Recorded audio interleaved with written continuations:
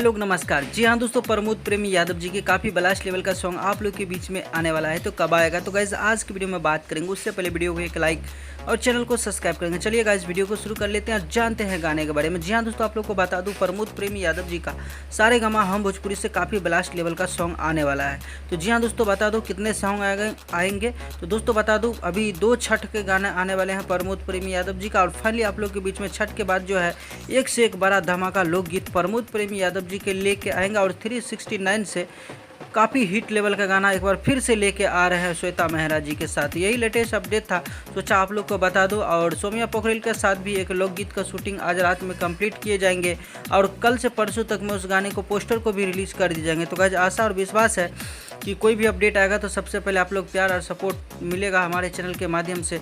तो आप लोग जो है चैनल को सब्सक्राइब करके रखिए। जैसे कि गोरी के खिलौना आया था, उस गाने का आप लोगों ने काफ़ी ज़्यादा प्यार दिए थे। फाइनली आप लोग तैयार रहिएगा गाने के लिए। सोम्या पोखरेल का फिर से दूसरा प्रोजेक्ट आ रहा है। धन्यवाद दोस्तों, मिलते हैं नए अपडेट में।